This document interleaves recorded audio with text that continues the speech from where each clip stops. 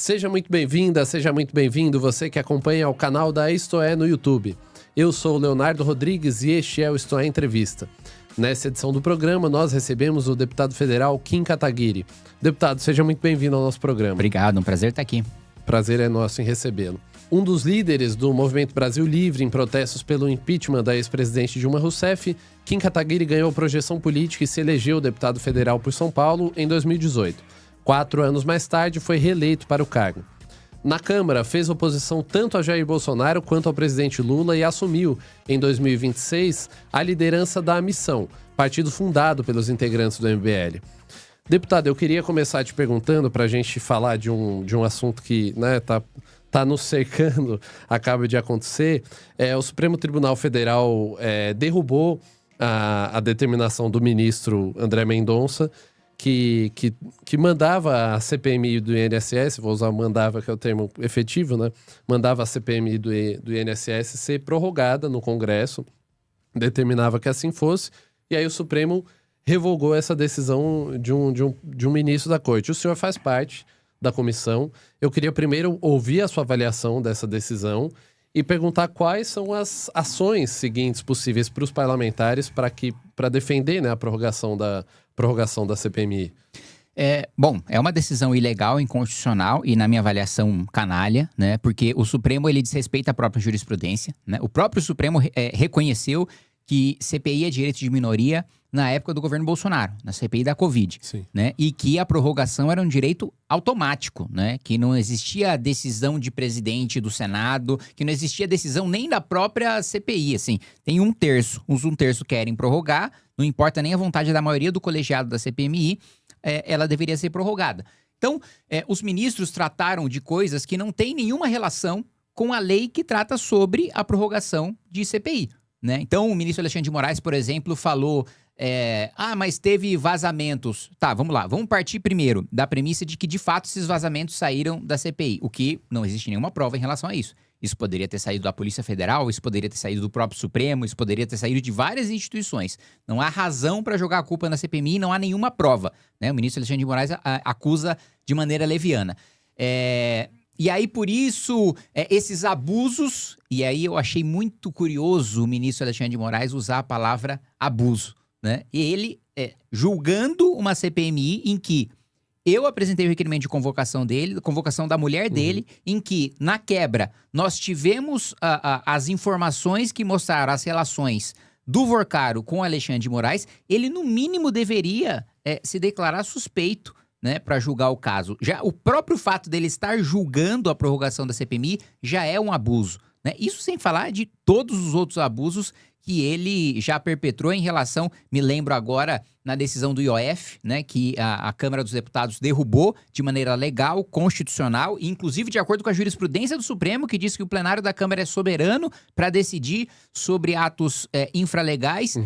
E ele vai lá e tratorou o Congresso. Então, ele é um ministro conhecido pelos seus abusos e ele vem falar de abuso da CPMI. Então, assim, é muito claro que o Supremo tomou essa decisão só porque tem ministros do Supremo envolvidos. Porque se for seguir a lei, se for seguir a Constituição, se for seguir a própria jurisprudência do Supremo, a CPMI deveria ter sido automaticamente prorrogada. Perfeito, deputado. Agora eu queria voltar alguns anos no tempo, antes da gente retomar a discussão de temas atuais da política. Vou te fazer uma pergunta que eu também fiz ao Renan Santos, presidente do seu partido Missão, quando ele esteve aqui. O processo histórico que gesta o Movimento Brasil Livre, ele começa ali em 2013, com a mobilização da classe média em protestos contra um sistema que era entendido como corrupto, ineficaz. Depois você tem as operações contra a corrupção, o impeachment da então presidente Dilma Rousseff e a popularização do pensamento conservador. Alguns anos depois, no ano em que nós estamos, 2026, o presidente da República, Luiz Inácio Lula da Silva, é um político distante desse espírito do tempo, dessas transformações que ocorreram. O senhor avalia que esse processo histórico se rompeu em algum momento e por quê? se rompeu no governo de Jair Bolsonaro, né? O Bolsonaro, ele indevidamente tomou os créditos pelo impeachment. Todo o processo histórico do impeachment levaria a uma liderança de direita, né, antissistema, né, fora do desenho PSDB-PT, para ascender ao poder e para matar essa polarização entre PSDB e PT. E o PT estava absolutamente destruído, e era para ele ter permanecido destruído se não fosse Bolsonaro reviver, né? Bolsonaro, primeiro, isso os próprios ministros e os próprios senadores e deputados bolsonaristas falam, né? Muito poucos publicamente, mas todos nos bastidores, né? Que o Bolsonaro perdeu para ele mesmo, né? Não tem uma maioria de eleitores lulistas para levar o Lula ao poder. O Bolsonaro, ele perdeu apoio dentro do próprio, digamos assim, reduto eleitoral da direita no centro-oeste e no sudeste, né? Bolsonaro não perdeu porque o Lula ganhou de lavada no Nordeste. O PT sempre ganha no Nordeste. Uhum. A diferença de votos estava no estado de São Paulo. Sim. No estado de São Paulo, o Jair Bolsonaro teve milhões de votos a menos. Por quê? Porque ele traiu as suas próprias promessas de campanha de sustentar o enfrentamento à corrupção. Porque se ele tivesse, assim, o primeiro ponto que a gente sempre fala, fica até cansativo de tanto que a gente bate nisso, mas é tão importante que não dá para não falar, a nomeação de um petista para a Procuradoria-Geral da República, que acabou não só com a Lava Jato, ele acabou com todas as operações contra a corrupção no país. Ele proibiu o modelo de força-tarefa da Lava Jato. Nomeação do Bolsonaro. Tinha milhares de outros quadros do Ministério Público para ele nomear, que não fossem garantistas, que não fossem amigos íntimos de José Dirceu, que não fossem acabar com a Lava Jato.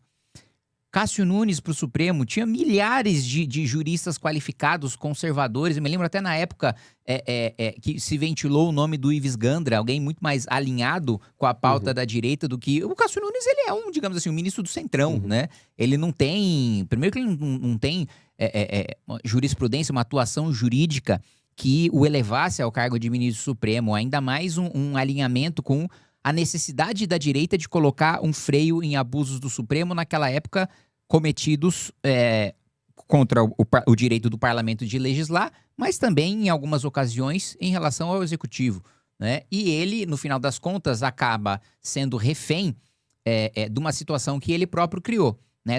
O monstro do Supremo que a gente vê hoje, com superpoderes e com abusos muito maiores, vem do Bolsonaro. Porque se ele tivesse feito indicações diferentes para o Supremo, se ele tivesse indicado um PGR diferente, se ele não tivesse feito acordo com o Toffoli para suspender o processo do Flávio Bolsonaro, acordo com o Gilmar Mendes para suspender o processo do Flávio Bolsonaro, em troca dele ter vetado o fim das decisões monocráticas que a gente aprovou ainda em 2019, salvo engano, no Congresso Nacional, tudo isso que a gente está vendo hoje não estaria acontecendo. Vários abusos ocorrem por decisões monocráticas e tudo isso matou o espírito. As pessoas que estavam motivadas, que queriam fazer uma verdadeira revolução nesse país e matar de vez a antiga classe política que dominou o nosso país desde a redemocratização, essas pessoas ficaram desanimadas porque falaram, pô, todo o nosso esforço foi para isso? Foi para esse governo? Foi para esse presidente que pegou a nossa esperança e jogou no lixo? Então, na minha avaliação, o Lula hoje é presidente em razão do governo Bolsonaro, da figura do Bolsonaro ter sequestrado a agenda de enfrentamento à corrupção. E nós temos um contexto agora, deputado, em que há o caso Master, né? A própria CPMI do INSS tem investigações relacionadas a isso, o escândalo do INSS, efetivamente. E esses dois escândalos simultâneos, eles revelam uma teia ampla de relações ali que vão do Congresso ao STF, como o senhor mesmo mencionou na primeira resposta.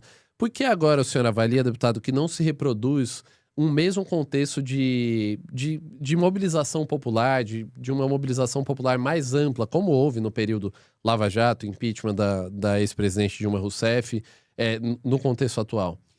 Eu acho que primeiro porque as pessoas estão desesperançosas, né? As pessoas estão decepcionadas de ter gasto tanta energia na época do impeachment para terminar no governo Bolsonaro e o governo Bolsonaro decepcionar, que isso faz com que muitas pessoas não acreditem que se mobilizar dá certo, resulta em alguma coisa. E resulta, né? A gente está, de fato, numa perspectiva muito desanimadora hoje e no governo Lula de uma maneira geral, na perspectiva da direita, mas não existe nenhuma realidade que não mude, não existe nenhum poder que seja perpétuo, né? E as realidades sempre mudaram, ou historicamente mudaram em regra, no mundo com grandes mobilizações populares, né? Mas as pessoas estão com uma percepção errada de que se mobilizar não adianta em nada, estão desesperançosas. Mas obviamente que eu entendo esse sentimento, porque é frustrante de fato, né? Outro ponto, acho que tem pessoas com medo, né?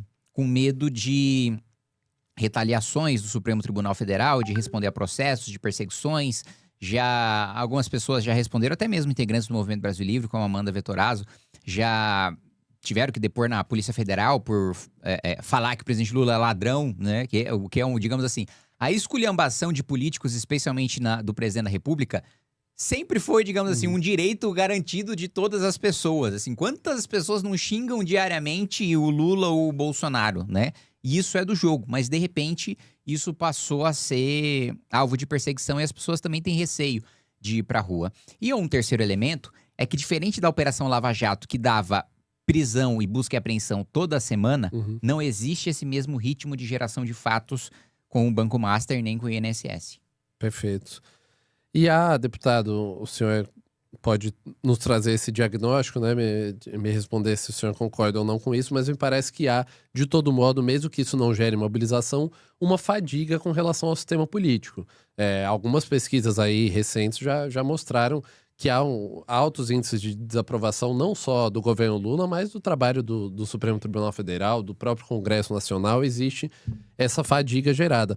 Os senhores acreditam, e aí eu te pergunto também como uma das lideranças do seu partido, agora inclusive liderança na Câmara do Partido Missão, há a crença de que essa fadiga do sistema político pode ser catalisada por esse partido, por ele se associar de alguma maneira a esse discurso de rejeição aos modelos que estão aí, às forças políticas mais tradicionais? Eu acho que a missão ela não catalisa um discurso de fadiga contra o sistema, porque catalisar parte da premissa de aumentar, né, de amplificar. Não precisa amplificar, a fadiga já é grande o suficiente, ela só precisa ser representada. As pessoas estão cansadas, as pessoas querem derrubar a maioria esmagadora da classe política, e com razão, na minha avaliação. Você colocou que tem rejeição contra o Lula, tem rejeição contra o Supremo, tem rejeição contra o Congresso. E eu digo para as pessoas, olha, a avaliação que vocês fazem do Congresso é errada, porque ela ainda é generosa demais. Eu que tô lá todo dia, acho o Congresso muito pior do que a população acha. E olha que a população já tem o quê? 80 e poucos % de rejeição no Congresso Nacional. Eu que tô todos os dias, vejo os absurdos das coisas mais pequenas de descumprimento de regimento, as coisas maiores de ver projetos, medidas que claramente beneficiam alguns grupos de interesse sendo vendido com um discurso populista. Exemplo, o Vale Gás recentemente, né? O governo poderia, já existia um sistema em que o governo dava o dinheiro para a pessoa e a pessoa comprava o seu gás, né? E aí, eles mudam o programa para o governo fazer a entrega de gás. Isso, obviamente, atende o lobby da distribuidora, né? Qual que é o aumento de eficiência da política pública? De, em vez de eu dar o dinheiro para a pessoa e ela comprar do lugar que ela acha melhor, como ela acha mais fácil, eu ir lá contratar a distribuidora, comprar o gás para eu entregar para essa pessoa. Foi justamente o que fracassou quando foi tentado Fome Zero lá atrás, né? Que era justamente o governo vai lá, criava uma estrutura, comprava as coisas e entregava para as pessoas. Fracassou, por isso que foram pro Bolsa Família. Aí eles insistem numa medida fracassada, sabendo que ela é fracassada, por quê? Para colocar dinheiro no bolso de empresário amigo do governo, né? Então, eu vejo e eu me indigno e vejo isso todos os dias, todas as semanas. E aí eu entendo que completamente, o meu sentimento, acho que até é maior do que o sentimento que a população tem, porque a minha vida é isso, né? A minha vida é ver essa desgraça todo dia de perto e ser derrotado todas as semanas. Então, eu não acho que a missão vai catalisar esse sentimento. Eu acho que a missão vai representar esse sentimento. Vai dar uma válvula de escape para essas pessoas. Vai falar, olha, eu tô cansado de tudo e eu não sei o que fazer. E não tenho o que eu fazer. Agora tem. Agora a gente tem uma alternativa, agora a gente tem um partido, agora a gente vai ter candidatos todos os estados da federação e temos uma pré-candidatura à presidência da República que representa todo esse sentimento. Perfeito. E o senhor pretende ser candidato a qual cargo nesse ano? Já houve algumas apurações nesse sentido de uma possibilidade de que o senhor seja candidato ao governo de São Paulo. Queria te perguntar sobre isso, se essa é uma possibilidade colocada na mesa. E em caso positivo, se isso não gera o risco de, por exemplo, não eleger uma bancada grande de deputados. Enfim, isso a gente sabe que a bancada de deputados é o que permite acesso a financiamento público de partido, financiamento público de campanha. As próprias estruturas da Câmara, elas dependem de número de bancada, enfim. Queria ouvir do senhor quais são os planos nesse sentido. Essa definição eu vou tomar em junho, né? Avaliando o que você colocou, né? Primeiro, viabilidade em pesquisa. E isso só está no meu radar, porque eu fui colocado na pesquisa e o resultado é ter uma intenção de voto muito maior do que eu esperava, porque eu imaginava que o Tarcísio teria todas as condições de vencer facilmente no primeiro turno. E aí eu vejo que nas pesquisas, dependendo do instituto, que eu acho que é bem triste que a gente tenha tanta diferença entre institutos assim, nesse nível, porque uma coisa ou outra é normal, mas uma diferença tão grande acho que mostra ou que tem erro de metodologia, ou que tem problemas em pesquisas, porque dependendo da pesquisa eu apareço com 5 ou apareço com 13, né? Mas de todo modo, 5 ou 13% dos votos é muito voto no estado de São Paulo. Então, isso foi uma coisa que colocou no meu radar. A gente vai precisar fazer essa avaliação de equilíbrio, né? Primeiro, se eu for disputar, eu vou disputar para ganhar. É improvável, é extremamente difícil, porque tem um governador no cargo, e sempre quem está no cargo tende a ganhar a reeleição, e ainda mais quando está no seu próprio espectro político, né? Dentro do campo do imaginário da direita, né? Mas difícil não é impossível. Extremamente difícil não é impossível. Então, análise de viabilidade e o que você colocou do quanto a minha eventual candidatura ao governo do estado pode, com a minha participação em debate na TV pela primeira vez, catalisar a imagem do partido, trazer voto de legenda e eventualmente até trazer mais votos para a chapa do que eu sendo candidato a deputado federal. Ou se não, ou se eu sendo candidato ao governo do estado, eu só, digamos assim, arrisco o partido a ficar com menos um deputado ou eventualmente até mais, se eu tiver uma votação maior que traga mais algum deputado. Essa é uma avaliação que a gente vai fazer em julho. Perfeito. Deputado, eu queria aproveitar que o senhor mencionou essa questão do favoritismo do governador Tarcísio, levantar uma questão com relação à segurança pública, né? O senhor, assim como colegas de partido, tem um discurso bastante duro de enfrentamento ao crime organizado.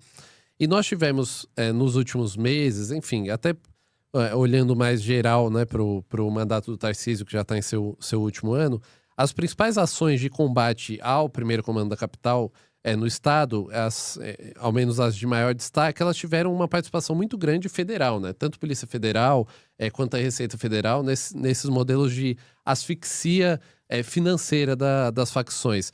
Enquanto isso, nós tivemos 2 casos muito emblemáticos no estado, que foram as mortes do Vinícius Gritzbach e depois do delegado Rui Ferraz Fontes, que foram, assim, de certa maneira, omissões do próprio Estado, né? E aí eu me refiro não ao Estado, poder no geral, mas governo estadual, né? Polícia Civil, Polícia Militar, com relação à falta de mecanismos de proteção nesse sentido.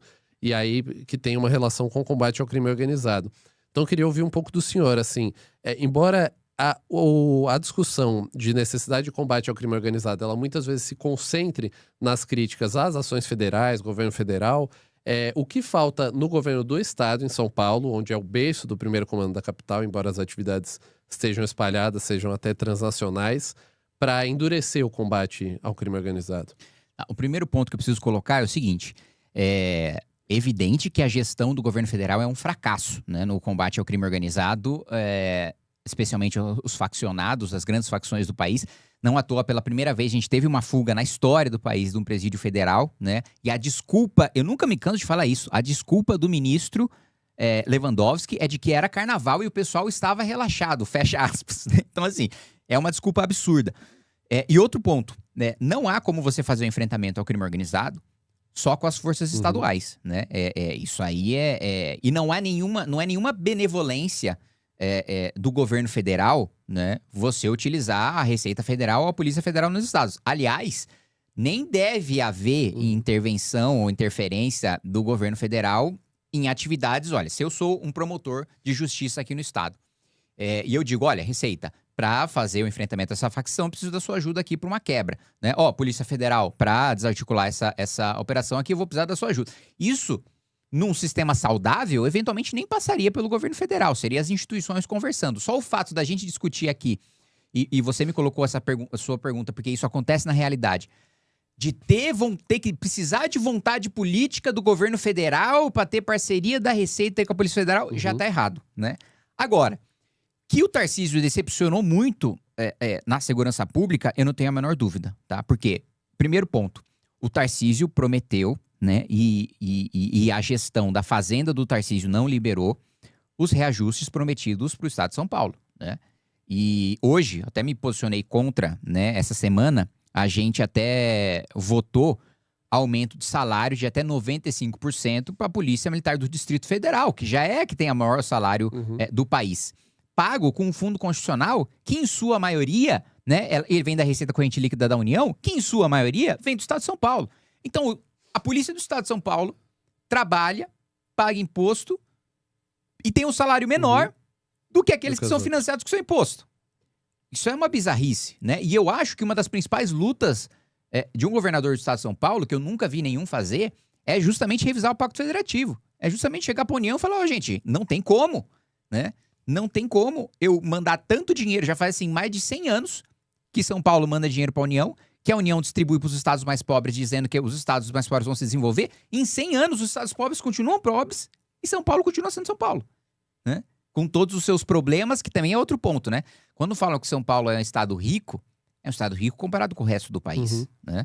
Mas São Paulo está longe de ter índices dos países mais desenvolvidos do mundo, né? São Paulo tem um potencial muito maior a ser explorado. Então, primeiro, um descumprimento de promessa, né? Com as polícias estaduais, né? Polícia Científica, Polícia Civil, a Polícia Militar, ao mesmo tempo em que ele não dá licença, ele não dá liberdade, ele não dá permissão para fazer operações mais duras contra o crime organizado, que eu sei, por conversar com praças e oficiais da Polícia Militar, que a Polícia Militar quer fazer. Que a Polícia Militar quer garantir que nenhum território do país esteja sob o controle do crime organizado. E o Tarcísio, com medo de apanhar de imprensa, de apanhar de ONG de direitos humanos, de apanhar de partidos de esquerda, não dá autorização para a tropa fazer o seu trabalho.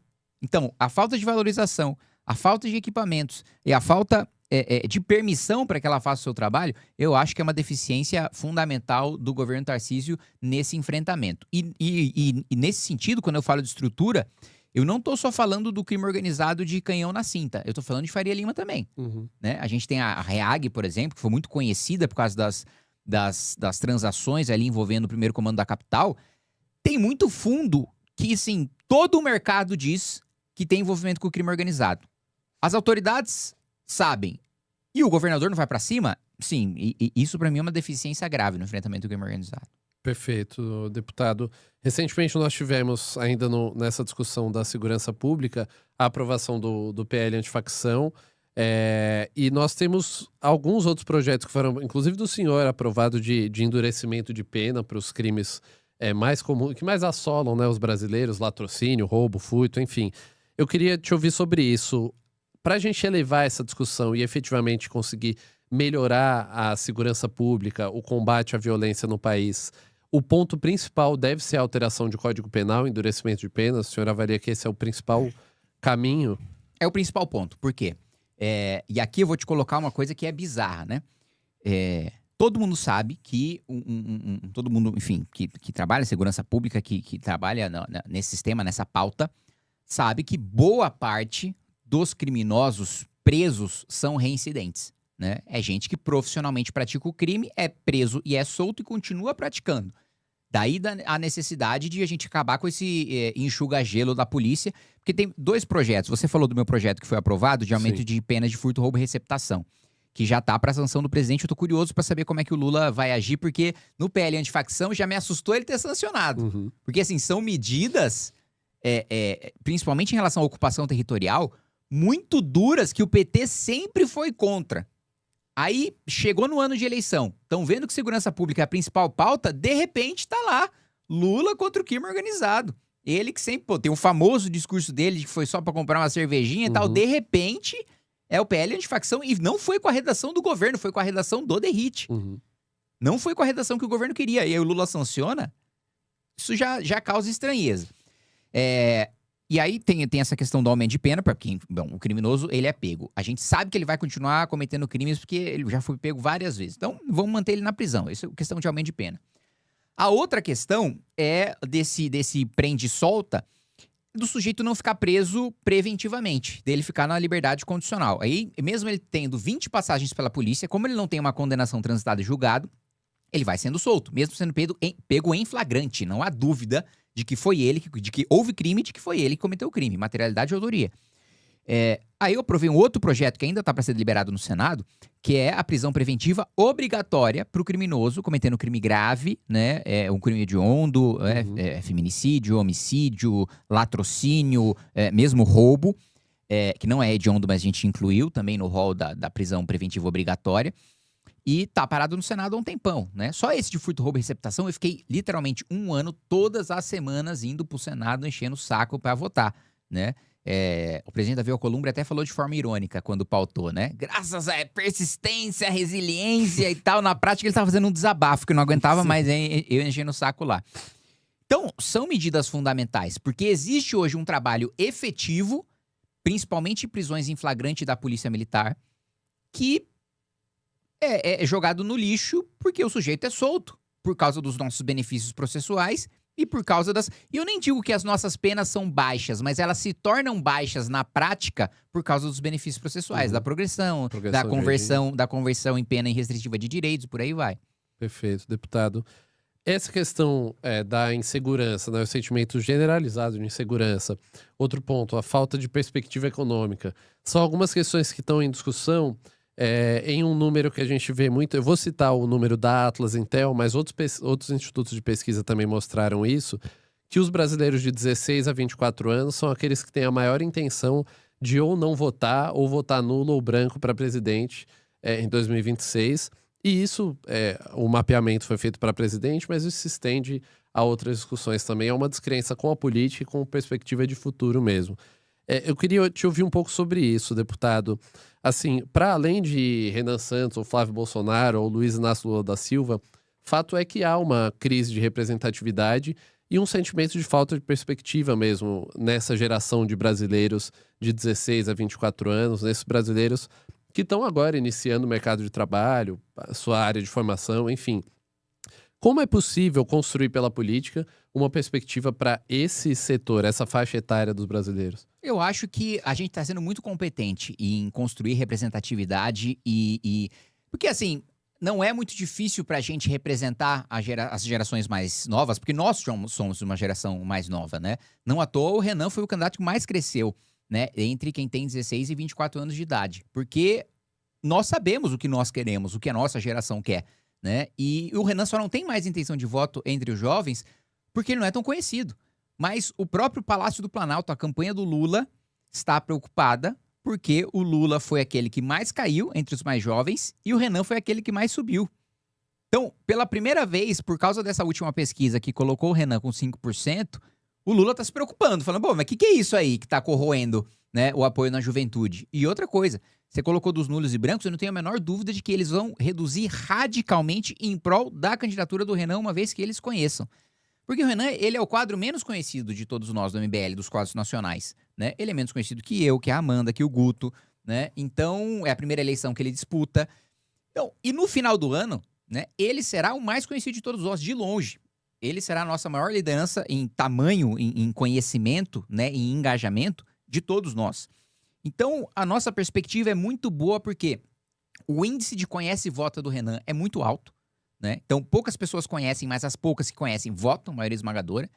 E entre quem tem 16 e 24, dos homens que têm entre 16 e 24, 25% votam no Renan. Então, 1 a cada 4 jovens homens de 16 a 24 votam no Renan. Isso com o Renan sendo um desconhecido ainda nas eleições.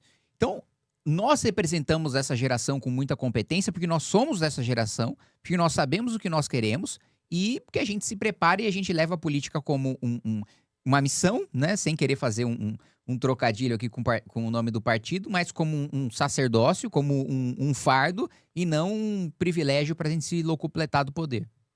Perfeito. E um dos pontos para isso, deputado, é admitir que houve... Essa é uma discussão que você e outros integrantes do partido têm travado há um tempo, e eu queria te ouvir um pouco mais sobre isso. Um dos pontos para representar essa geração que se sente pouco representada é admitir algumas falhas desse sistema, e aí eu quero chegar efetivamente na questão. O pacto da Constituição de 88, que é o que tem norteado a política até aqui, não só em preceitos, mas em nomes mesmo, né? Os candidatos que estão aí, os políticos principais que estão aí, já estavam lá quando esse pacto foi firmado. Esse pacto falhou, ele já é possível reconhecer isso na avaliação de Ele vocês? nasceu morto já. A Constituição de 88, ela já foi mal desenhada, não é nem que ela representava o espírito do tempo e funcionava à época, ela já não funcionava à época, né? Há pelo menos 40 anos, o Brasil é um fracasso com raríssimas exceções, todas as áreas, né? A gente apanha no atendimento à saúde, principalmente na saúde primária, média alta complexidade até, pelo menos o Sistema Único de Saúde em São Paulo, média alta complexidade, funciona relativamente bem. Com uma fila grande por causa do fracasso do atendimento básico, né, primário, principalmente em relação às prefeituras. Mas em saúde, assim, os nossos índices são péssimos e tiveram uma evolução muito medíocre em relação a outros países em desenvolvimento. Educação nem se fala. Educação, eu fico especialmente triste porque eu conheço mais profundamente, porque fui presidente da comissão, de ver, assim, nos últimos 40 anos, é difícil encontrar algum país no mesmo status do Brasil, emergente, que tenha ficado tão estagnado quanto a gente, né? Um exemplo que eu dou sempre, né, é que a gente pega a nota de um aluno mais pobre do Vietnã, é muito próxima a nota dele do aluno mais rico do Brasil, de matemática, um miserável, né? De um professor que ganha, num país em que o professor ganha metade do que ganha no Brasil, em que tem escolas com metade do financiamento do Brasil, e que tem pessoas 2 vezes mais pobres do que o Brasil, consegue ter uma nota matemática praticamente igual à nossa. Infraestrutura nem se fala, né? A gente, parte dessa... não dá pra gente jogar tudo nas costas dele, porque faz muito tempo. Mas o Juscelino Kubitschek prestou um desserviço ao país, apostando principalmente nas rodovias e basicamente ignorando completamente o nosso sistema ferroviário. A gente tem um sistema de aeroportos e de portos, mais de portos até do que de aeroportos, absolutamente retrógrado, ineficiente, filas enormes de caminhões, um negócio assim, quase que medieval, como se fossem carroças esperando para despachar suas mercadorias. Rodovias de péssima qualidade, as de qualidade que tem são financiadas, né, dentre outros tributos, pelo IPVA, que inclusive tem uma PEC agora para reduzir para no máximo 1% do valor venal do carro. Então, você paga um IPVA caro e para ter uma rodovia decente, você ainda precisa pagar pedágio, né? Então, sem dúvida nenhuma, a Constituição fracassou e nós precisamos de uma nova Constituição. Só o nosso partido tem defendido esse debate e esse é um debate fundamental, né? Porque sem uma nova Constituição, a gente não se transforma num país sério. A gente pode começar a entrar no rumo de país sério, mas se tornar um dos países mais importantes do mundo, com essa Constituição, não. Perfeito, deputado. Muito obrigado pela participação aqui no Estou em Entrevista. Bem-vindo ao O Sabatinado. Inscreva-se, curta o vídeo e ative o sininho para se manter atualizado sobre o que acontece na política.